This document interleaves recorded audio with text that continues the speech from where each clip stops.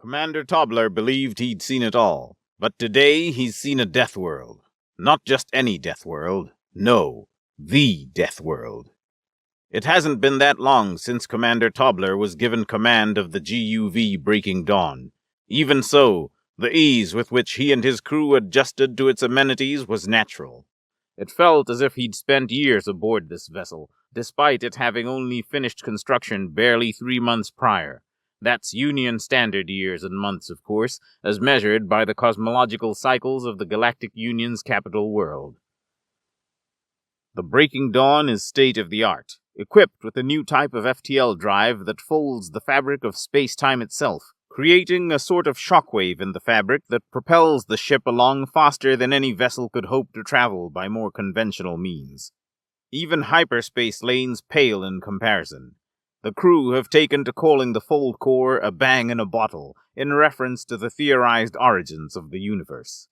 More important than its sheer speed, however, is the fact that it is entirely different from conventional means.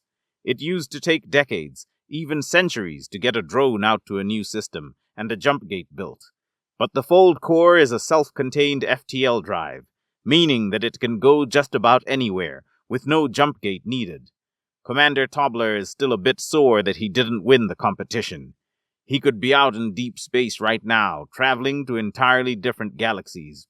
But alas, he was given the only slightly less enviable task of exploring the Keebler Void.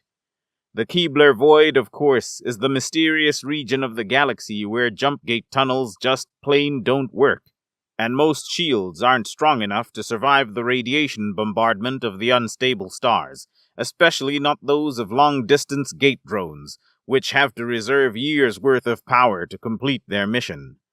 The scientific reasons behind it are ill understood, and it doesn't help that anyone who seems to know a thing or two about it constantly ends up arguing over esoteric terminology. Tobler has absolutely no idea what a quark is, let alone how reverberations in gravitational waves can cause it to become so unstable that even the more advanced tunneler gates can't transmit through it. Those quantum tunnel devices are known for their stability, and they just can't penetrate the stuff. For a while it was debated if it was even possible for planets to exist in the void, but a century ago, new forms of long-distance photon scans developed specifically for looking into the void confirmed the orbital shadows of worlds amongst the void's stars. Finally, a use for macro telescopes. Regardless, the first ship ever to traverse the void and live to tell about it is the GUV Breaking Dawn, commanded by Tobler Juwatsit Razowski III and his crew. All of them veterans of the Polynid genocides, complemented, of course, by the standard comportment of government eggheads. "I've got to say," Tobler complained, "this sure is boring." What? Exclaimed Dr. Bowskyle.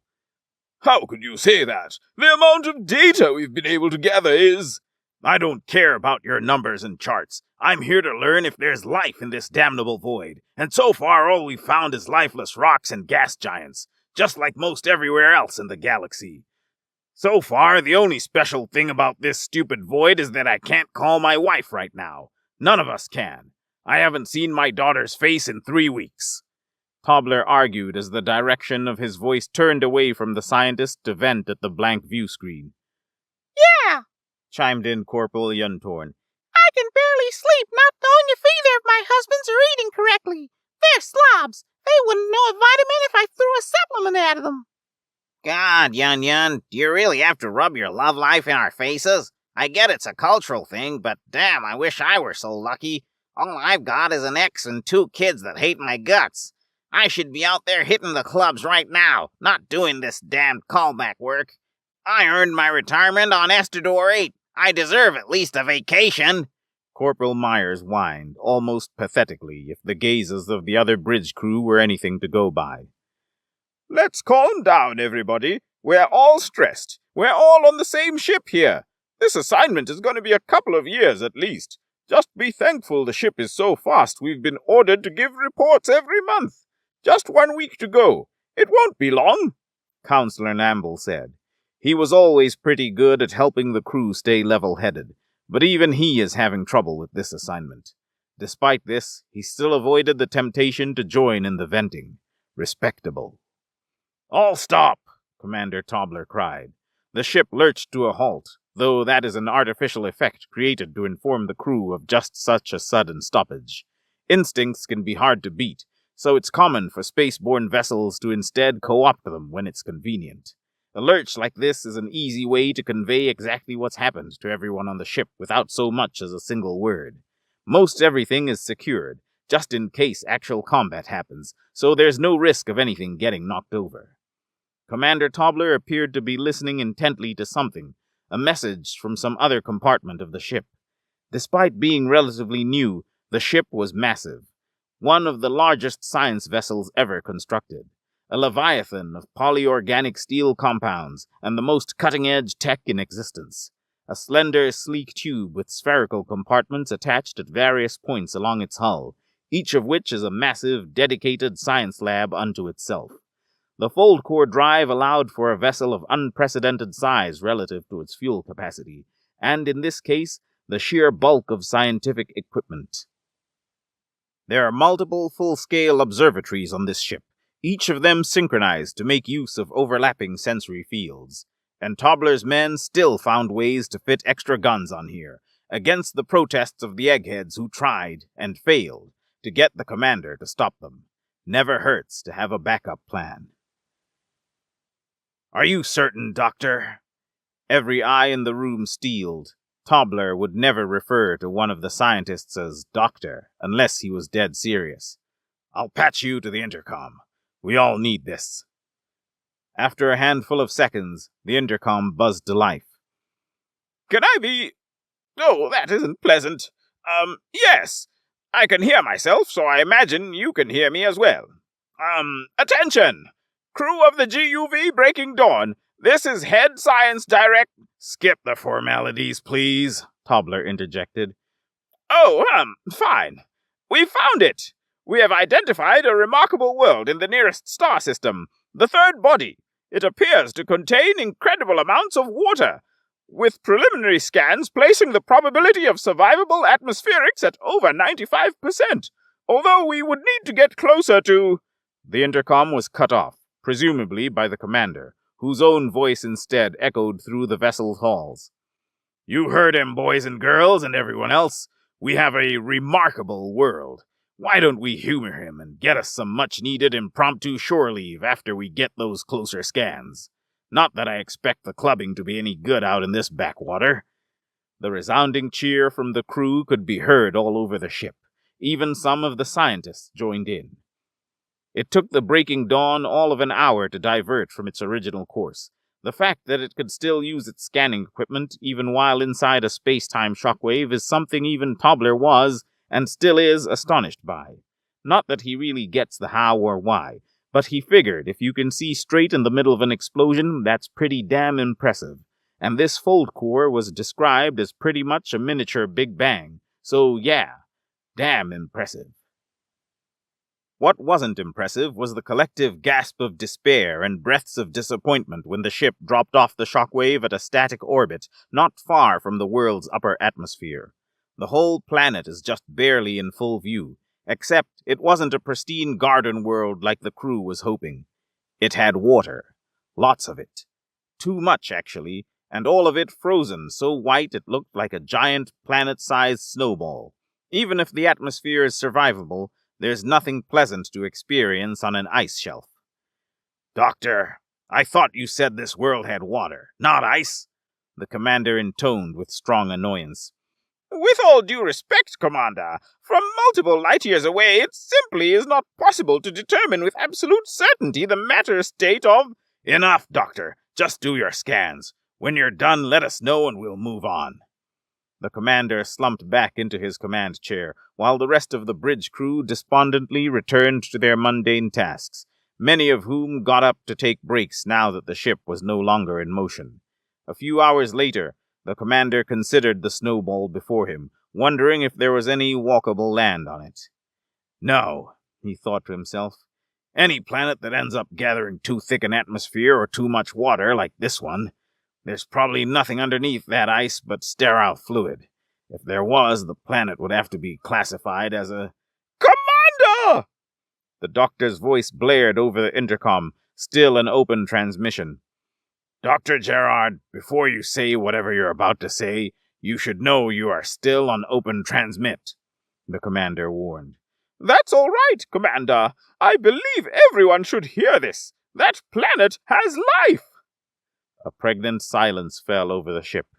Naught could be heard but the subtle creak of ship's interstructural plates as they flexed from the warmth of the nearby solar body. Stably, of course. The fibrous flora that does not bend will surely break, after all. Doctor, I don't know how much difference a few resilient microbes will... No, Commander, not just microbes, Dr. Gerard sharply retorted. Primitive animals, then? The commander shot back. Sapience! That world! That Deathworld! Harbors sapient life!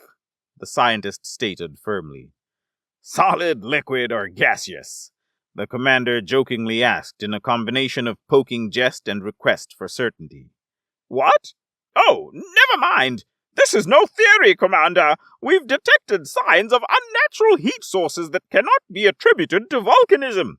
Electromagnetic readings from concentrations of metal that quite simply do not occur in nature, especially not in a world with this much water to rust and negate common magnetic materials.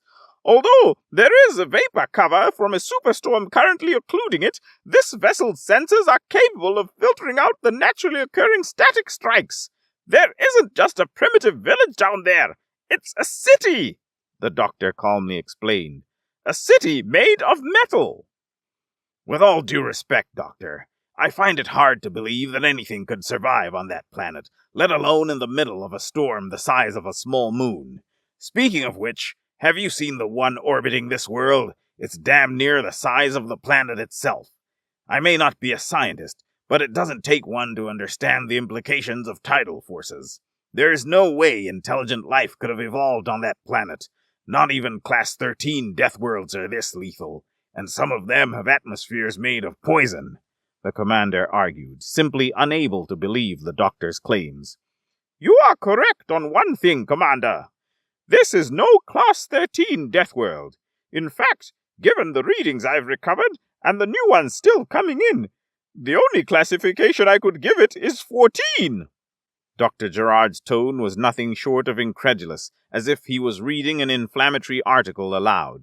Some of the crew could not hold back audible gasps, even as they looked at each other, confused. Doctor, it seems we have some people aboard who need to retake this mission's qualification exams. Could you enlighten us as to the implications of what you just goddamn said? Tobler commanded with a voice so laced with barely contained fury it made the crew sitting nearest his chair sweat. The doctor was silent for a moment, realizing that he roped himself into giving a brief extraplanetological lecture. Well, as I'm sure most of you know, Deathworld is the term used to classify life-bearing worlds with extreme conditions. Life-bearing specifically because there is no end to the horrifying dangers that our universe can produce. But for most of these dangers, life is impossible. Deathworlds are special because they harbor life despite these horrors. From extreme gravity to toxic atmospheres, unpredictable and deadly weather, or even non-intelligent life hyper-evolve to such degrees that render them some of the most dangerous life forms in existence. The number by which a death world is classified refers to the number of these conditions present. If a condition is significant or dangerous enough to pose an existential risk to the evolution of sapient life, that is added to a given death world's number. High gravity is by far the most common, with most Class 1 death worlds being little more than a particularly large and or dense terrestrial world. So, Doctor, Tobler sardonically asked, please enlighten us. What are the 14 existential threats on this snowball? Despite the antagonization, Gerard did as instructed. First off, it is indeed large and dense enough to sport a dangerously high gravity. Most sapient life forms would find the world lethal to stand upon without protective equipment to support their frames, and even then they would need to take pulse-boosting supplements to ensure their hearts do not give out under the pressure. The suits will also need to be double pressure layered to ensure that the wearer's internal organs do not implode. Some of the crew gagged from the very thought. Yuntorn shivered. Next is the atmosphere. Although estimates placed it at 95% likely to be survivable, the vapor cover occluded the lethally high concentrations of pure oxygen. Special filters will be needed to prevent hypoxia. The atmosphere also contains two other lethal conditions. The next is also lethally high concentrations of CO1, 2, and 3, two of which are far more than high enough to be considered ironclad signs of primitive industrialization, which makes the likelihood of its current state being natural unlikely. The commander was shocked. Even his often stoic expression broke at this. You mean to say they made this world Class 14, Doctor? Why the f would they do that? I do not know, Commander, Gerard responded. Nevertheless, may I go on? The commander loosed a long, drawn-out sigh. It's unfortunately important for the crew to know the dangers of the world they're faced with. A discovery like this requires extensive exploration, including surface teams. Everyone has to be precisely aware of the dangers. But perhaps it's best not to broadcast them over an open intercom. Besides, the doctor said that reports are still coming in. Maybe he is exaggerating.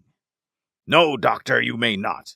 Continue scanning and call me down when you're done and have absolute certainty.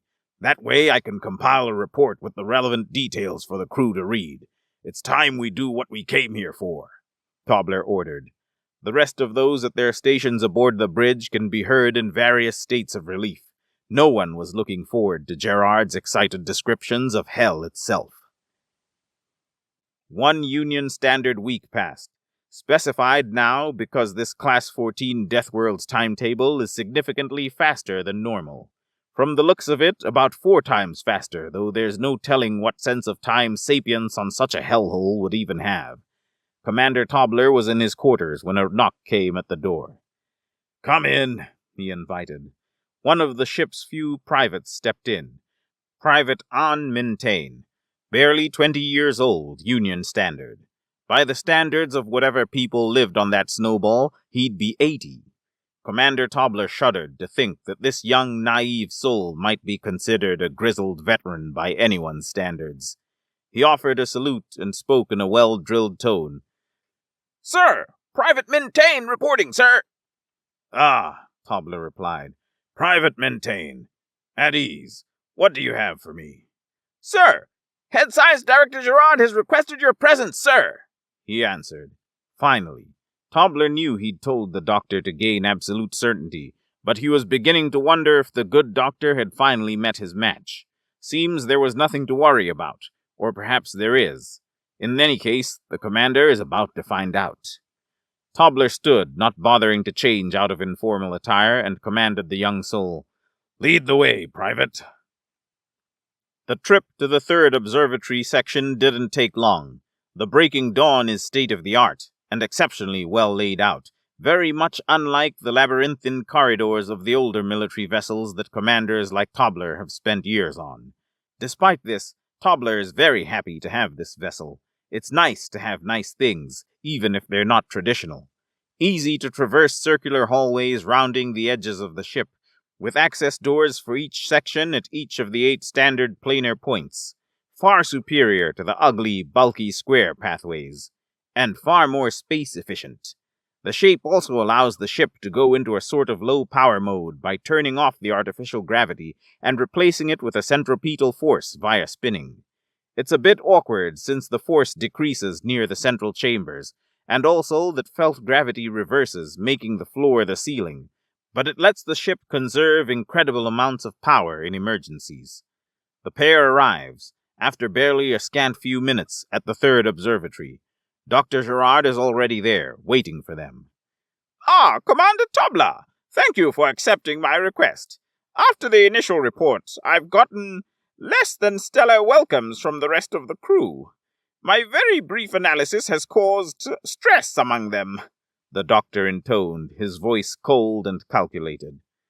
Damn straight, Doctor. What you described would be enough to traumatize children. But all the same, I take it this means you have even more bone-chilling news for me? The commander inquired. Yes and no. More news, though whether or not it is bone-chilling is up to you. As you know, I am unfamiliar with such concepts, Dr. Gerard explained. Yes, I am aware of Androshan's complete and utter lack of a fear response. Perks of evolving on a paradise planet, I suppose, Tobler mused. Curse, more like it. Take my people away from our perfectly safe home, and suddenly the inability to recognize danger becomes a very distinct disadvantage. I had to pass extensive tests to prove my cognitive abilities sufficient to supplement my lack in this area.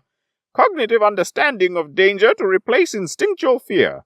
Even so, I am restricted by protocol from straying too far from my quarters. Even meeting you at the door here is a risk. Gerard, still all too coldly, elaborated. So, you do live in the lab. Damn, there goes 10 creds, Cobbler complained, shocked. The head science director offered a look of confusion. Sir? Sorry, Doctor. I suppose I should have known better than to bet on common sense. Anyways, let's head inside before anyone in the crew gets too curious. Private, good work. Back to your station, Tobler ordered. Aye, sir, Private Mintain responded, before turning and heading back down the hall. The doctor and the commander ventured down the steps, an identical set of which existed inverted on the ceiling of the corridor, just in case that aforementioned emergency measure was ever used, to enter the deeper portions of this section of the ship. The access stations for the external sensory devices. The third observatory, including not just the new long-distance photon scanners, but also an array of graviton detection equipment, electromagnetic field emitters and transceivers, and a whole bunch of other devices Commander Tobler did not recognize. The eggheads sure did have a lot of fancy toys, and there are 4 sets of these on the Dawn. Also, they can double-check, cross-reference, and coordinate their stuff to create more advanced data sets. State-of-the-art indeed. According to the schematics and the training procedures, the observatory sections specifically can independently separate and remain operational for up to 2 Union Standard years. Long enough for this incredibly fast ship to deposit each of them at vastly distant locations to further amplify the effectiveness of their overlapping sensory fields for long-term observation. Although that particular function won't see much use on this mission, it was designed for the scanning of entire galaxies, not individual star systems. Damn that lucky bastard Kyaku. Tobler knew he shouldn't have had that last drink before the day of the competition. So, Doctor, report. What exactly are we looking at? The commander spoke, bidding the genius Androshan before him to speak. Yes, very well. As I stated at the initial briefing, the first 4 existential threats are the high gravity, and no less than 3 different lethal atmospheric conditions. 2 toxic, 1 due to air pressure, the latter of which I was not able to elaborate upon, the doctor began, eyeing the commander for permission to elaborate. The commander reassured him.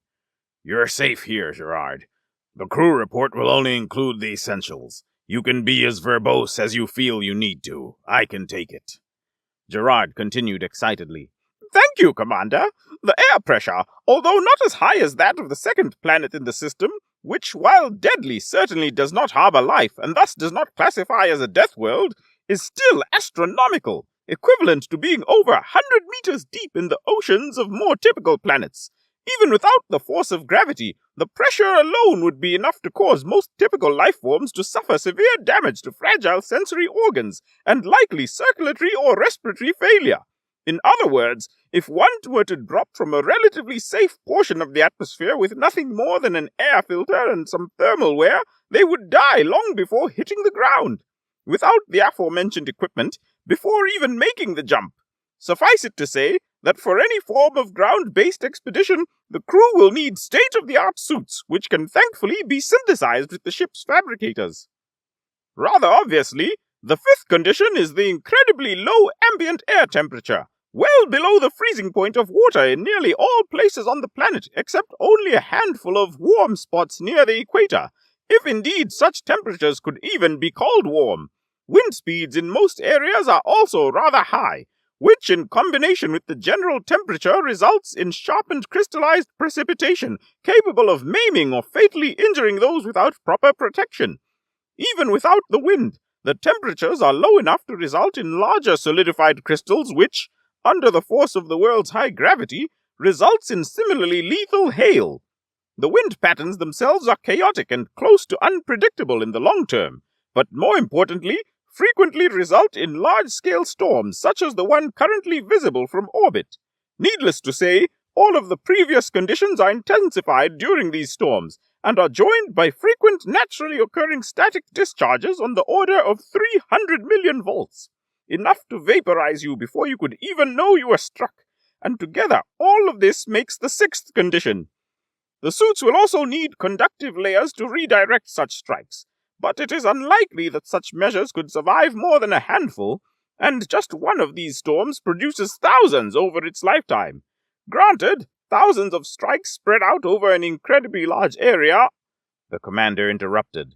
Large area? Doctor, that storm covers nearly half the goddamn planet. Gerard made a poor attempt at hiding his annoyance with the commander's interruption, but said nothing about it, instead preferring to continue. The seventh condition is the radiation, which I've confirmed is not a temporary residual of nuclear warfare, though it does mean that this world's current conditions are, in fact, naturally occurring. This radiation appears predominantly at the poles and spreads throughout the rest of the atmosphere, though the size of the storm seems to fluctuate on an incredibly long timescale. Currently, they encompass nearly half the planet, a quarter up and down from each pole. But my readings suggest that during warmer periods, and yes, this planet does have warmer periods, they can shrink to be visible from only very near polar regions. In any case, most forms of life do not even need to see these formations to suffer radiation burns. The eighth condition is the sapients themselves. In standard fashion, sapients tough enough to evolve on a death world of any class are often very dangerous and powerful compared to typical species and are themselves an existential threat, both to other sapients and to themselves. It is rare for societies of them to survive very long. The ninth condition is drawn from clear observations of thousands of impact sites on the planet's abnormally large moon, which is another of the conditions I will get to later, as well as on the surface of the world itself.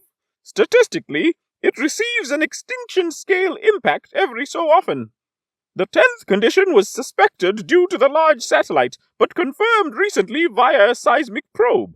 There are frequent, powerful, and violent tectonic instabilities that result in lethal earthquakes and severe amounts of volcanism, which also likely result in extinction-level events every so often, and could be the source of the world's current atmospheric conditions, and, of course, seismic floods, which are often mistaken for tidal waves.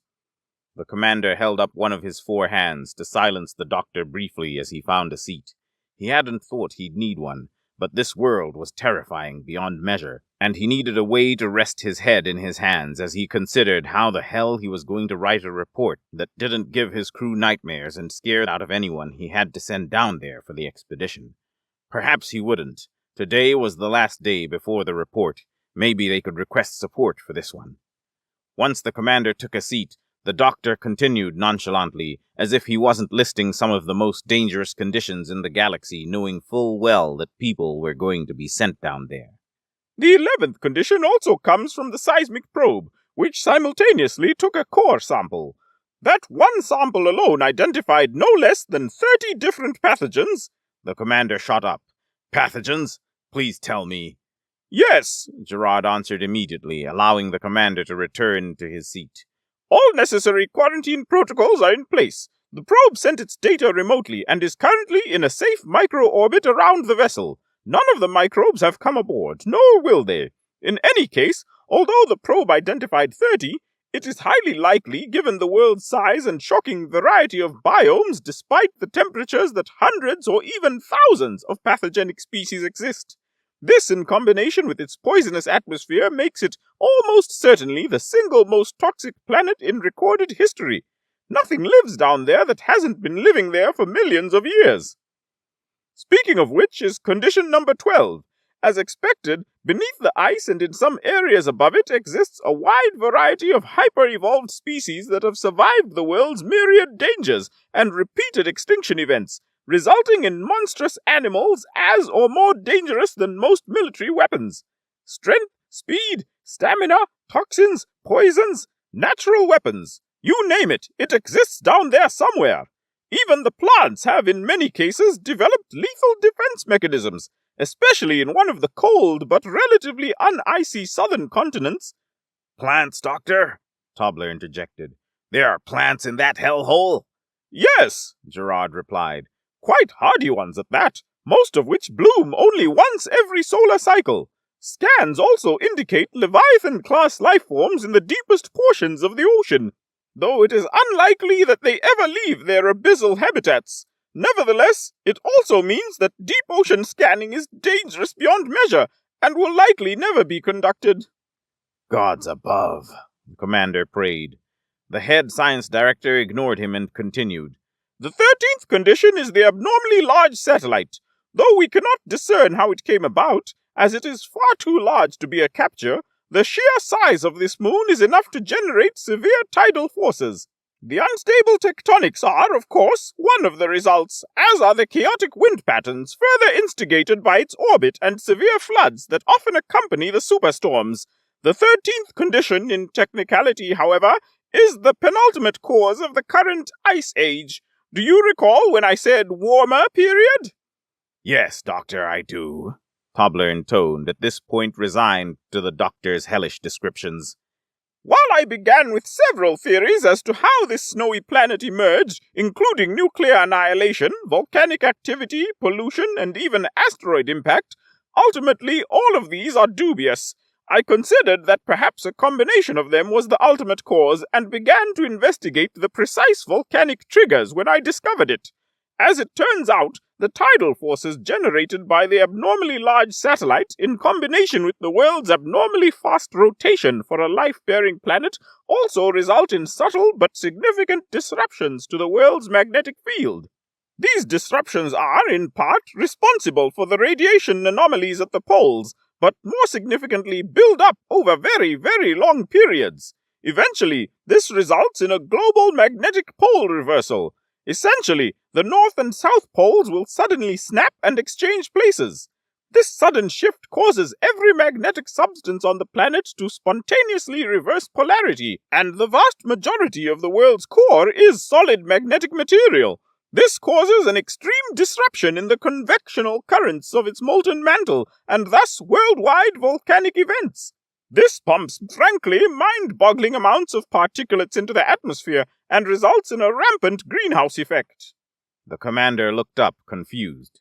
Greenhouse effect? I may be no scientist, but even I know that means warmer, Doctor, not colder. Head Science Director Gerard sighed for once.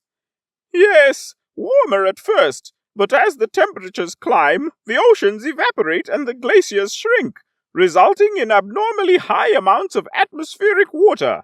The polar water latches onto the atmospheric particulates and generates inconceivable amounts of cloud cover.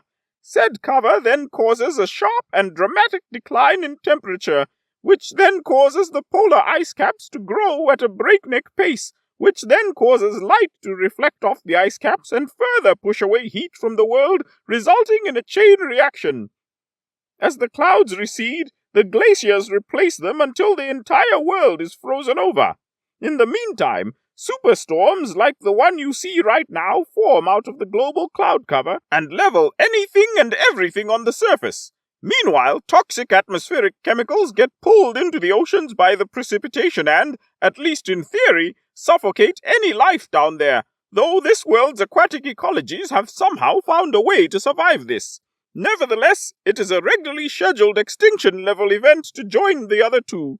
Happens once every few 100,000 of its solar cycles, every 100,000 or so Union Standard years.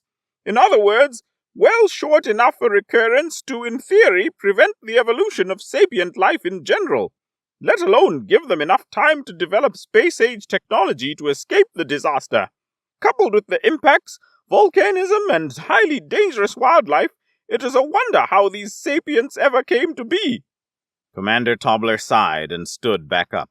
He began to pace around the lab, stopping just before the viewport to once again find himself considering the hellish snowball before him, and the gargantuan storm tearing across its surface. Amazed by the notion that anything could live down there at all, let alone build a city capable of weathering such a thing. They probably never even saw it coming. As the doctor said, it would get warmer at first before the snap. To them, it probably seemed like a subtle warming. Even if they had thought it was caused by their technological development, he doubted they would stop advancing because of it. Caught by surprise, and yet they persisted. But even so, one question remained.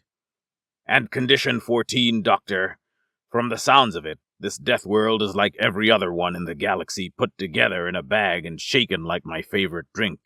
It even has this unique satellite. What else could there possibly be?" Tobler asks, steeling himself for the final nightmare that Gerard has for him. Well, this one will likely be somewhat contentious, but given that we are the first to truly explore the Keebler Void, I think our expertise on the matter will solidify it without too much academic issue. That is to say, I believe the Keebler Void itself to be Condition 14. It was already known that the stars within the Void are the most unstable in the galaxy, for reasons that are still unknown.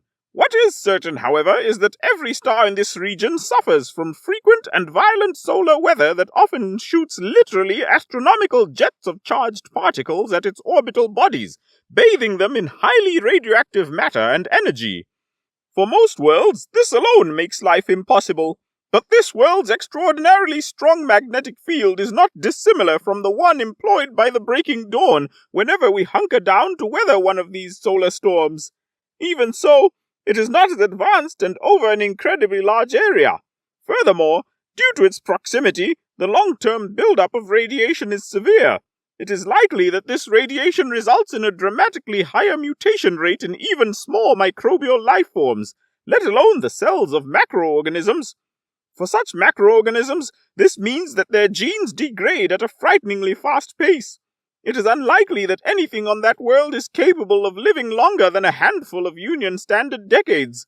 Simpler life forms may prove more resilient, possibly immortal for certain definitions, but complex and especially terrestrial animals certainly suffer from pitifully short lifespans, though for most of them, it is unlikely that they would die to, for lack of a better term, age, than to one of the other myriad dangers. For the sapiens, however, who likely found ways to dissuade such dangers with technology, rapid radiation-induced aging, cancer, and genetic defects built up over generations of mutation must plague them incessantly. Even I cannot imagine how a society where no one lives beyond the age of 25, if they can even retain higher functions past 17, could even operate at levels more advanced than simplistic tribal hierarchies. The doctor took a very long breath. This concludes my report, Commander. 100, Doctor. Tobler corrected him. Gerard asked, confused. Excuse me? Lives beyond 100. Their planet rotates 4 times faster than High Union. To them, they never live past 100. They probably start breaking down at 68? Sooner even? These people. They live faster than we do. 4 times faster. Maybe that's how they survived. Their lives are too short to care about long-term consequences. So they focus on living in the now. They focus on supporting the next generation. Gods, I cannot imagine how fast they have to reproduce just to avoid extinction, if they ever get off that planet, Tobler explained. Unlikely. Chances are, by the end of this ice age, the classification will be reduced to 13 due to the extinction of the local sapient population. I doubt, Gerard retorted, but was interrupted. They're alive, Doctor. They've survived to this point. If they were going to go extinct, they would have done so by now. If they could survive long enough to build metal cities amidst fatal toxins, lethal monsters, and cataclysmic weather, I see no reason why they couldn't weather this. What's the usual estimate for that kind of technology? 200,000 years Union Standard? Even with accelerated lifespans, they could only learn so quickly. If anything, that might slow them down. To have metal cities, they'd have to have survived 200,000 years at least.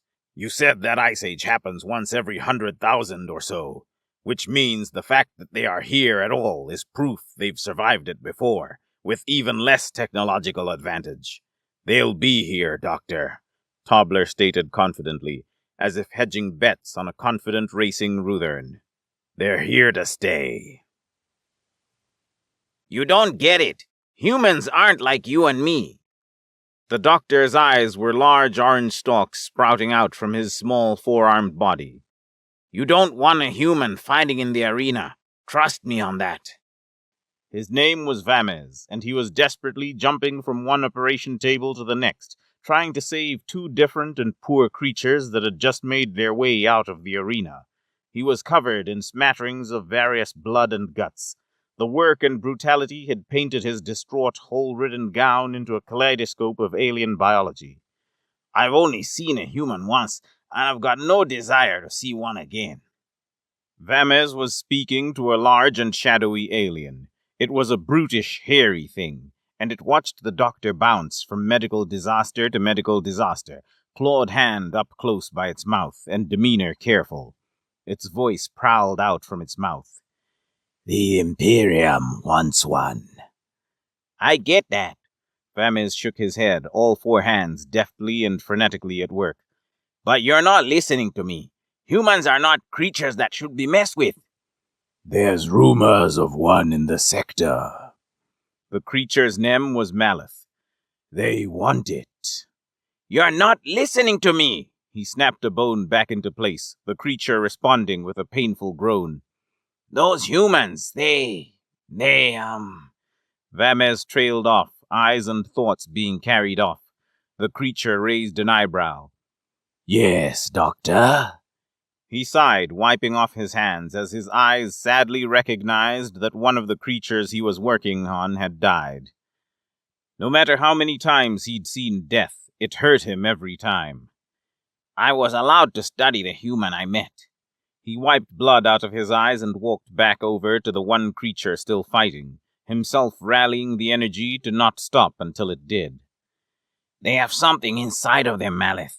Something different than what you and I have. Maleth laughed. Isn't that why we have you, Doctor?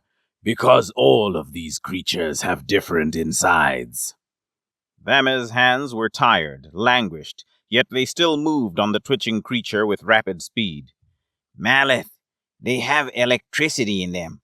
I don't know how else to describe it, but the stimuli in their heads, the wires coursing through their flesh, it all uses electricity. Do you get that, Maleth? Do you get what I'm telling you? The very basic building blocks of their intellect is different than anything we've ever seen. Doctor, why should I care about what a creature is made out of? The only thing the arena wants to see is those insides ripped apart and thrown onto the sand and dirt.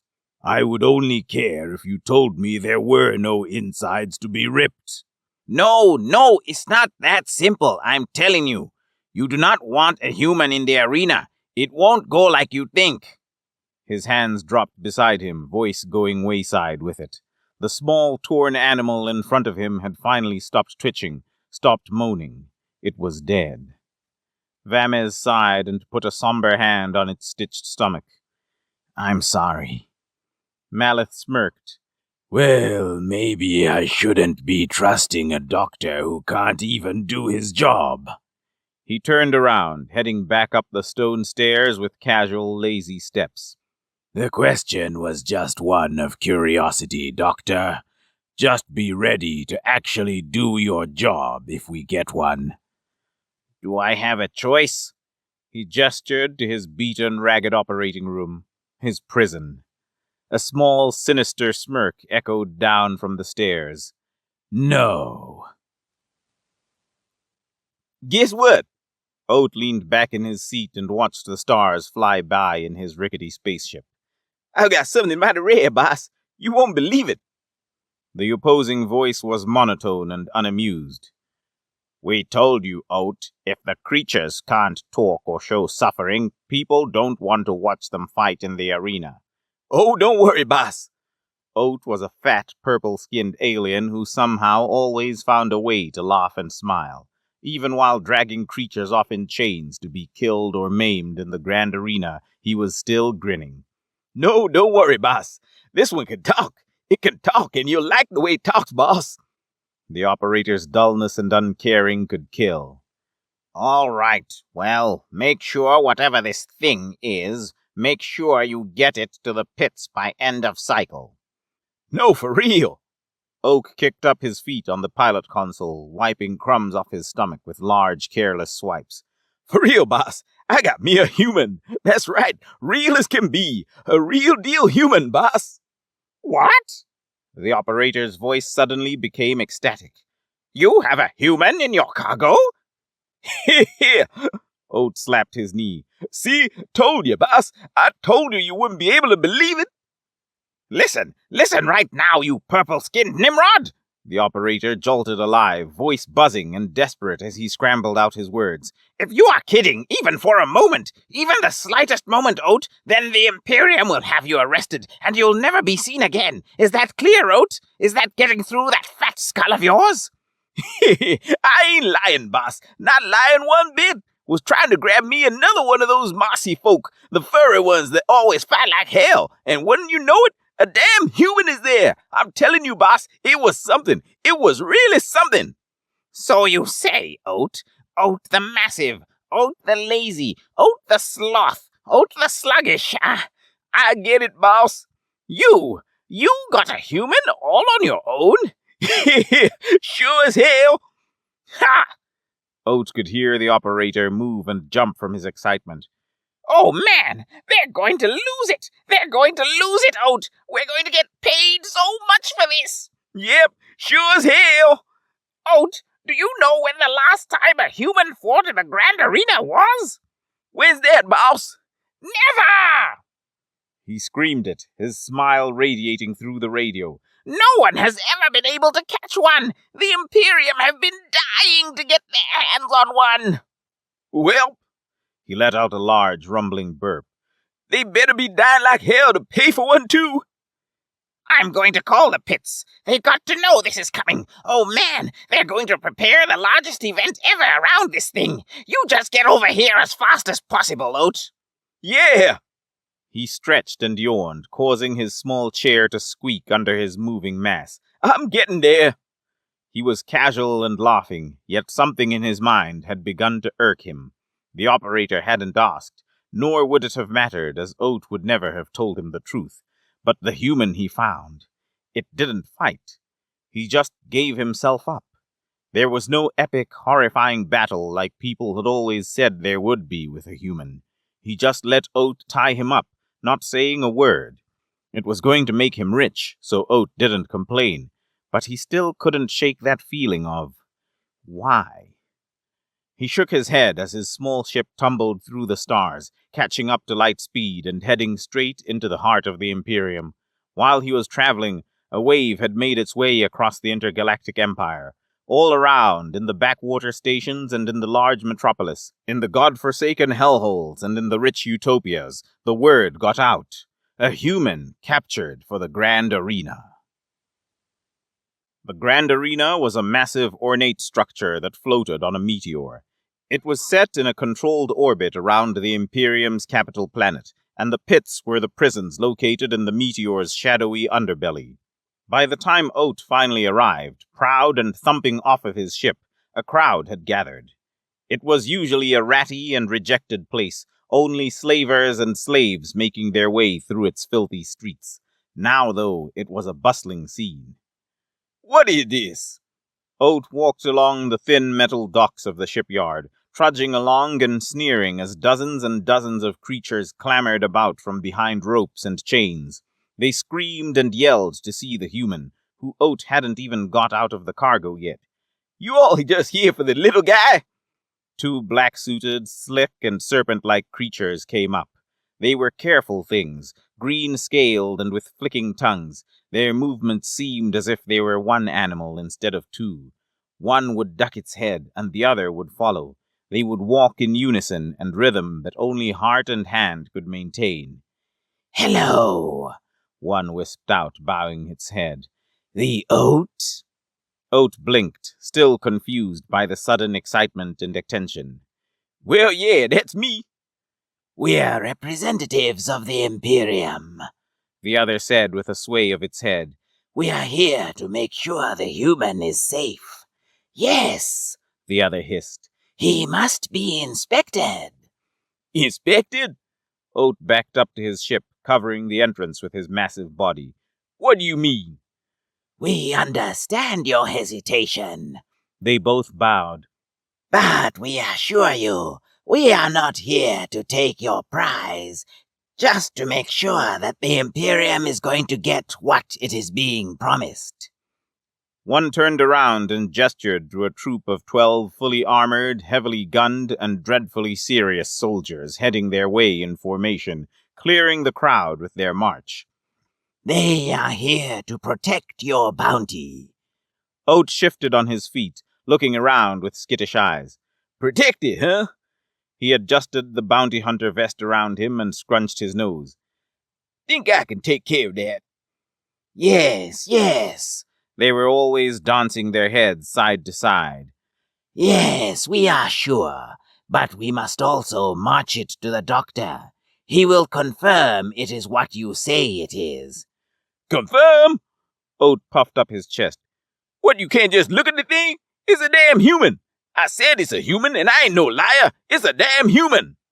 The two snakes bowed deeply. Yes, of course, of course. But, one spoke quickly, it is a precaution. The Imperium is a careful institution. Very careful, said the other. Now come, enough of this talk. Bring out the human. Oat looked around. The chaos and mayhem had been sucked away by those words. Like a freezing plague, the mention of the human brought the crowd to a still, almost eerie hush. More guards arrived and rallied into a large circle around the docks, and the snakes looked at him with yellow, piercing eyes. It was a moment filled with sulfur and tension, and Oat twisted his mouth as he understood that it was his move next. All right, he nodded. All right, yeah, let's bring this thing out. A horrible thought struck him. He recalled back to the capture, to his original suspicious run-in with the human. It made him uneasy, on guard even, and he was suddenly happy for the large support of firepower around him. Even then, though, if that would have to happen, if it did get nasty, he had a feeling that those Imperium freaks wouldn't be too careful to spare him in the ensuing gunfire. Oat turned to his cargo, placing his hand on the door and taking a deep breath. The handle twisted, and a small, airy hiss crawled out. Every eye searched for a view. Every creature clawed and clamored for a look. Oat opened the large door, and there, perfectly still, just as he had placed him before, was the human. Oh, one of the snakes said almost instinctively. There it is. Oat coughed and pulled up his pants. All right, buddy. He spoke to the human with much more hesitation than when he had captured him. Time to go, bud. Gotta get you to the doctor or something. The human was a young man. He was small and of a nimble build. He had medium, dirty blonde hair that slightly covered brooding eyes, and carried an air as if he was always at a funeral. His hands and feet were tied, and his mouth had a crude rope tight around it so he couldn't speak. Oat had been afraid to hear him talk. I'm gonna let you do the walking, buddy. He cut his feet, freeing the small man. Oat stopped when raising up from his feet, staring at the man's bound mouth. He thought for a long moment, both curiosity and a want for answers tearing at him. Tell you what, old buddy. He tried to keep his cool, lazy demeanor. Let's let them teeth show, too. Audience loves a good biter. He snipped the rope, letting it drop by the human's neck. Yet even with both leg and tongue being freed, the human hadn't moved. He just sort of stared at Oat, a haunting, unsettling stare. It caused Oat to back up and discreetly brush a chill from his arms. Come now, the snake seethed with excitement. Let's get the human out to the doctor. There's so much that is yet to be done. Oat's fist tied to knots. He ain't leaving my side. Not till I get what's due to me. Yes, of course, they both nodded. Of course, let us go. He took a big breath and swallowed. All right, buddy, let's go. The human stood up. The speed and sudden snap of his movements made even the snakes jump, and that small bolt of activity was just enough to relight the fires of tension from the crowd. A roar took over the area, and the scene suddenly became a sea of clawing aliens, of desperate fans crying to get a better view of the human. Guards kept people back, and an alley of bodies formed, flanked and held up by the tall, black-armored brutes. The pits had never seen such a sight. The trash place had in itself turned into an arena spectacle. Stars above! Oat was in disbelief as he led the human away. The snakes were close behind, all accompanied by multiple guards. He kept looking back at the human, almost as if he was worried that at any moment, or within any blink of the eye, he'd be gone. But each time he was still there and as stoic and unspeaking as ever, just dutifully, if not eerily, following. Though one look, in a moment so quick that Oat almost wasn't sure that it even happened, he looked back at the human, and instead of seeing his head down, instead of that ragged hair swaying and guarding his face, instead the human was staring right at Oat. It was unmistakable, and it wasn't just a casual movement of the eyes. It was a deep, electric stare, a glare that might as well have been two roaring stars blinding him with their screaming light. The human's face showed sadness, a deep and rooted sadness. Yet Oat had seen that plenty of times. That's not exactly what concerned him. This was a different kind of sorrow. The human wasn't pitying itself. No, Oat knew that look. For some awful, unknown reason, the human looked sad for everyone else, as if it was looking at some terrible accident. Then, without a doubt in Oat's mind, he saw a tear form on the edge of its eyes.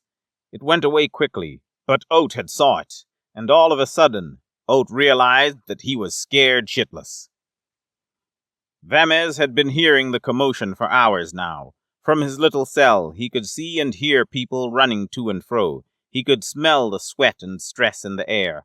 It was like the pits, usually a horrid and dreary place, had suddenly become a seat to the Imperium's greatest stars and diplomats. All he could do was rub his forehands down the length of his pants and try not to stress out too much. Suddenly, familiar steps came from down the hallways. For a moment he was stunned. Then, when his eyes confirmed who it was, he almost had no words. Oat?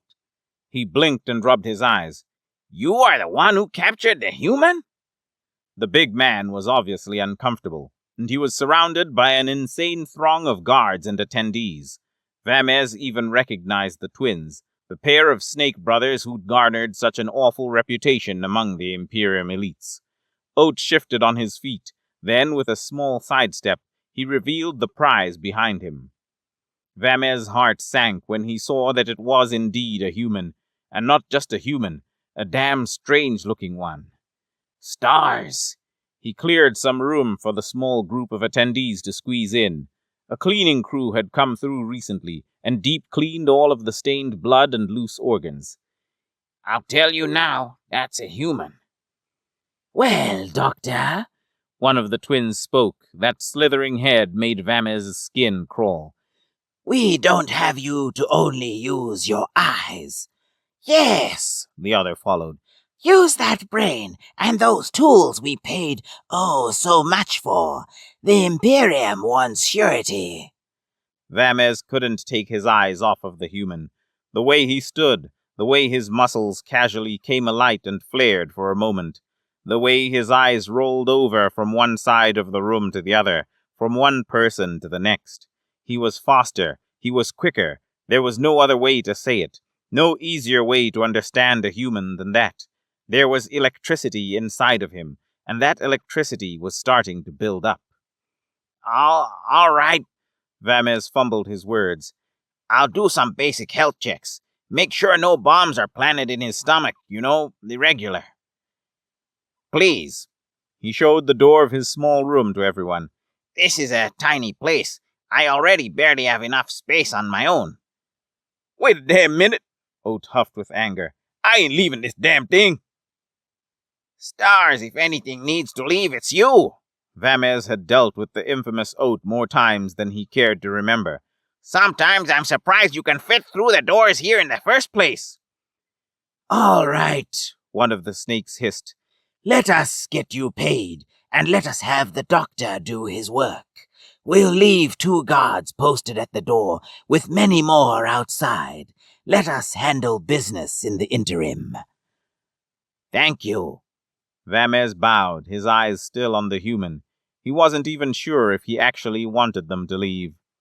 Slowly, the crowds shuffled out, and eventually it was only Vamez, the dreaded human, and 2 mute, massive guards, who Vamez was sure, after careful observation, were more brain-dead robots than actual creatures. Another one of the Imperium's litany of horrors. Okay, Vamez looked at his hands. The human stood in the room like an ominous totem, unmoving and with a face carved out of wood. I can make this quick, all right? I'm not really like all of them. I'm in the same spot you are. He pointed to the enclosed cell-like room and gave a hapless shrug. I know. Vamez jumped. He hadn't in the slightest prepared himself to hear a reply. The human's voice was steely and slow, and he began walking over to one of the tables, hands still bound and movement careful. I could tell. You could, tell? He was at a complete loss for himself, stumbling backwards and tripping over wheels and tables, trying not to send himself into an uncontrolled panic. The guards, on the other hand, seemed as careless as ever. Naturally. The human sat on the table, still looking around and showing zero signs of any aggression. Go ahead, then. Go ahead? Make sure I don't have a bomb in my stomach. Oh. He snapped back into action, thankful that his body was so naturally acclimated to his job that it required little actual thought from himself. He moved about deftly, gathering his electronics and quickly marking off one test after another. The entire time, the human sat obediently, casually watching Vamez work and relenting to whatever movement of limb or body was required of him. Vamez tried not to think too hard on the matter, yet whenever some of his machines picked up on the definitive marker of humans, on that insane implementation of human biology, he couldn't help but hesitate. What is it, Doctor? There was a strange caring to the human's voice.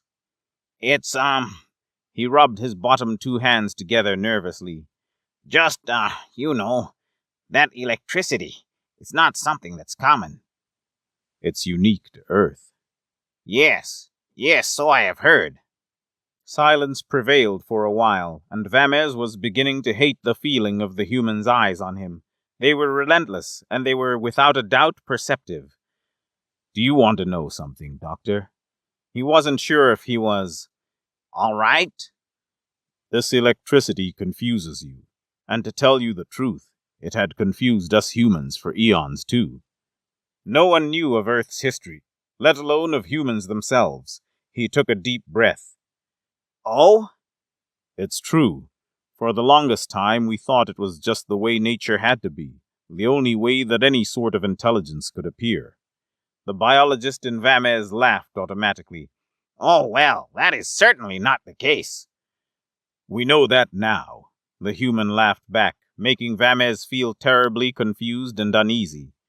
We just didn't understand the power inside of us. We couldn't see the gift we had, Doctor. Vamez turned around to grab something from a table, and he stopped above his litany of tools, hands hovering as his mind worked in circles. Oh? Curiosity was a gnawing, relentless trait of his race. Gift? Yes. The matter-of-fact tone made him sound much older than Vamez now knew him to be. There was a somberness to it, a heaviness that comes only with foresight. We are chosen, Vamez. He twitched slightly at hearing his name. Chosen? That's right. He tapped his fingers on the table, his nervous nature taking control. I don't understand. We didn't either, for the longest time. He spoke like he didn't want to speak, but needed to. There was a silent urgency, a sense of gravity and importance that was making Vamez unable to remain calm. But that's all going to change now. What? Don't worry. I'll try to make sure you're okay. Wait, I don't. Before anything else could be said, Vamez heard the familiar steps of Maleth treading down the stairs. He turned quickly and saw the beast open the door between the guards, a new and expensive suit adorning his thick fur. Hello, Doctor. Vamez blinked and tried to keep his raging thoughts in line. Maleth! A gnarly, toothy grin overtook the horrible beast. I think you are done now, Doctor. He was looking at the human, and it was obvious that he liked what he saw. The arena is calling. Vamez had been able to hear the slow build-up of a crowd on the other side of the asteroid for a while. Now it was easy to see that more creatures than ever before had gathered on their small rock of entertainment. Well, Vamez's hands slumped beside him. I guess I'm done then. The human has nothing unusual about them. Well, let me get that straight. There are many unusual things about them, but that is just humans. Well, then. Maleth's voice was filled with pride and expectation. Each word seemed to spill out like blood already flowing from the arena. Time for the show.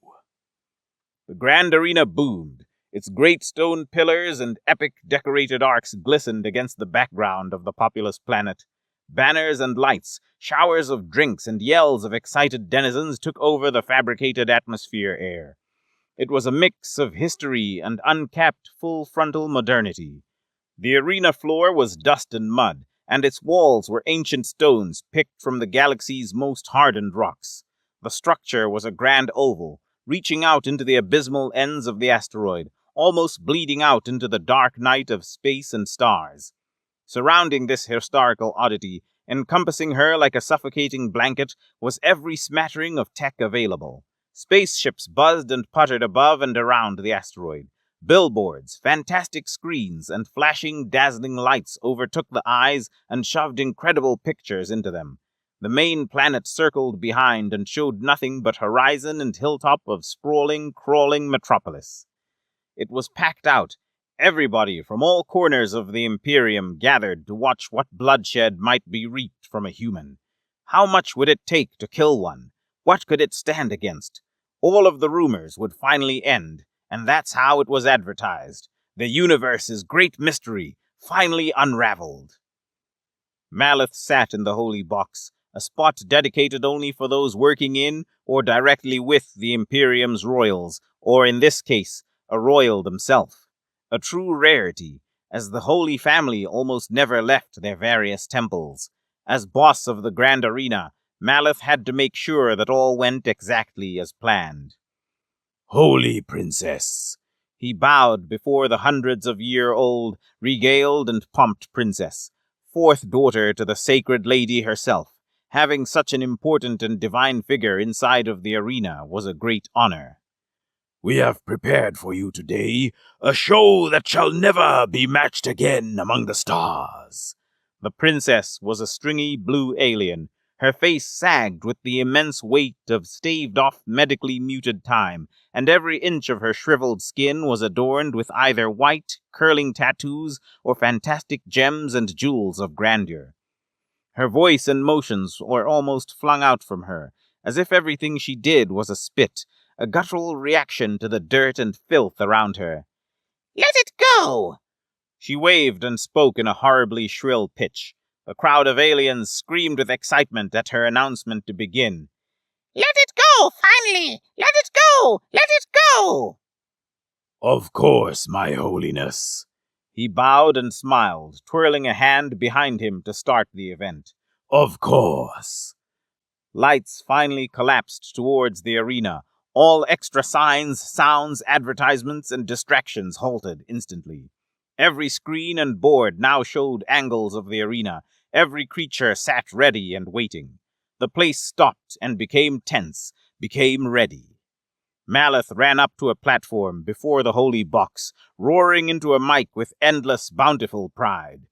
Citizens! His voice scratched across the arena. It poured into the far reaches of space.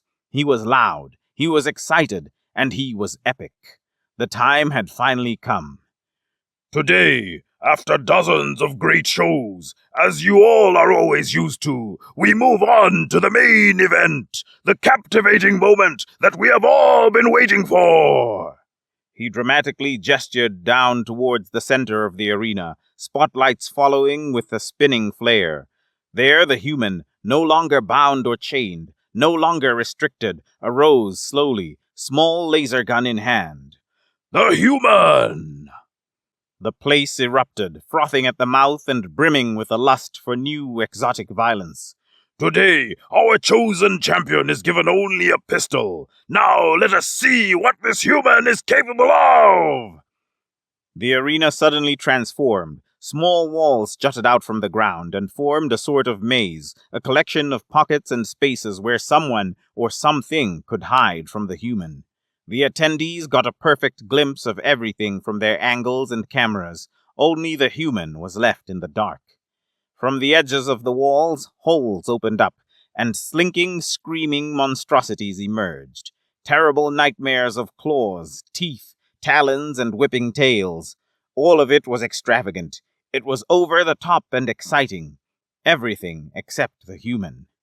In the center of it all, he sat motionless, still as a statue and seemingly content as one too. He did nothing.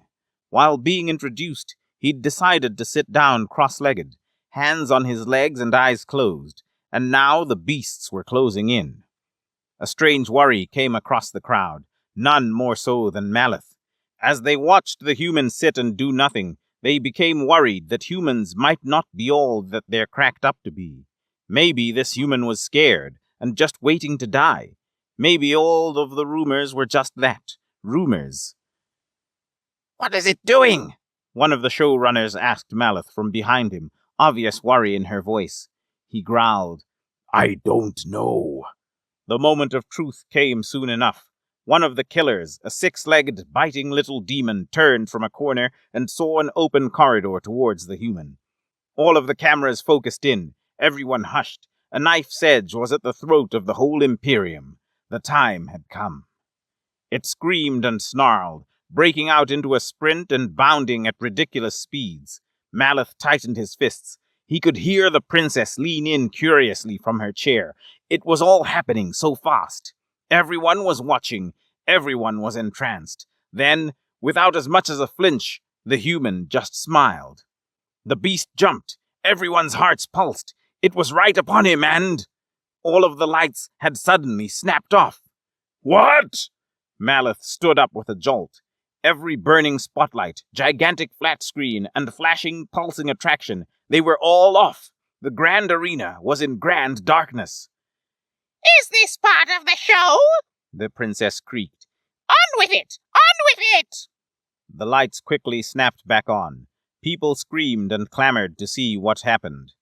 Stars. Maleth leaned forward over his box. What in the... Every beast, all of them in every corner of the arena, they were all dead. Each one had what looked to be one precise shot through their skull. Not a sound or even a muzzle flash had shown in the darkness. In mere seconds, every beast had been slain, and, to the horror of Maleth, the human was nowhere to be seen. The crowd became alight with unease and questions. Spotlights searched all around. TVs showed one angle and another. Then, finally, after a few seconds of confusion, someone yelled.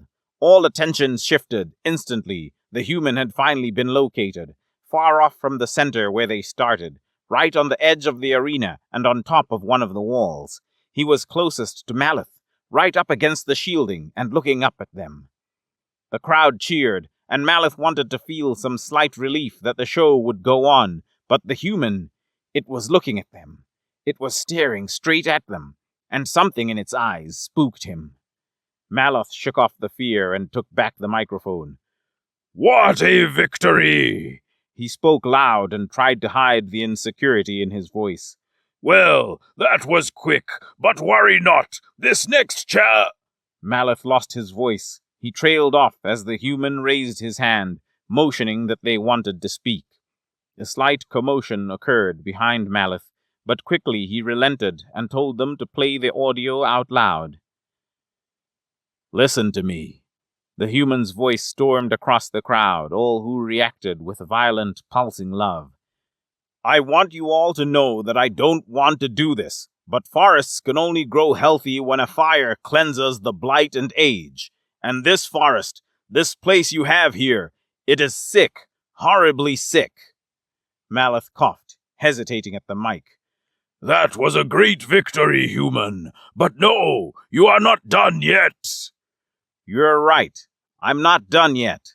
His voice was cold, ripping steel. But I'm afraid that it is time these theatrics stop. He walked closer to the shielding around the arena. As he stepped up to it, the blue phasmic shroud of its effect became more visible. Human, Maleth spoke sternly. That shield is some of the strongest in the Imperium. I promise you, there is no escaping it. The human moved slowly, and he calmly raised his palm and placed it against the pulsing tech. My name is Adam. A memory gripped Maleth like it was a snapping serpent. He saw Vamez, worried and serious, telling him a strange exotic fact. The humans have electricity inside them. Maleth became sick to his stomach. Suddenly, Adam's eyes glowed just a little. It was faint and minuscule, but it might as well have been an eruption of lightning. Then the shielding collapsed under his hands. It was like tension leaving netting, and its blue edges sucked back away from Adam and disappeared into the walls, leaving nothing between him and them. I am sorry. His voice was still connected to the speakers, and it boomed over the now rabid and desperate screams of the crowd. You all don't understand the harm you've caused others. The lights flickered again, and the human was gone. Maleth was twisted and wrought with every fear, phobia, and dread that ever haunted his nightmares. He turned towards the princess, who seemed still oblivious to her danger. Guards! Maleth screamed and shoved some of the ones next to him. You must A succession of shots rang out from the crowd, dropping the guards by Maleth and causing the others to unload their weapons into the direction of their origin. A quick firefight broke out, and Maleth hit the ground with his hands covering his head. The human seemed to always be in a different direction, and every time he fired out, it was from another angle, a different cover that the guards didn't expect, and one by one, they all dropped. It all paused. No more shots, no more deaths, just the screaming, flailing princess and Maleth. He stood up slowly, eerily coming face to face with the human who stood out in the crowd. Adam looked tall, smoking pistol by his side and demeanor stoic. He headed towards the box, movement unstoppable. Maleth looked around desperately for one of the dropped guns. Don't, Adam spoke curtly. You're going to kill her! He dived for a gun, but Adam just shot it out of his hands. Yes, I am. He came right up before the queen, who herself couldn't move or escape without help from her slaves and guards, all who had fled or died. What beast is this? Her shrill voice pierced Maleth's ears. Adam made no pomp of it. He simply raised his gun, arm straight and true, and fired twice, killing her instantly, her blue, precious blood spewing out in puttering geysers. Maleth writhed with lack of belief. It had all fallen apart. Everything collapsed. All of his plans, his show, his life. One of the royals was dead on his watch. A royal hadn't died in centuries, and here one didn't just die, but was brutally, horrifically slain. He looked down at his hands, blinking and in shock. Adam lowered his gun slowly, turning his gaze towards Maleth. You know that I must kill you too, right? What have you done? His voice was a pitiful, sorrowed cry. What have you done? Adam nodded. A horrible thing, yes, but a necessary thing. Stars! Stars! She was a royal! A royal! One of many. He walked closer to Maleth, staring over the once proud, elegant creature. I suspect my show here is going to make tracking down the rest much harder. Why? He shook his head, crying into his hands. Just why?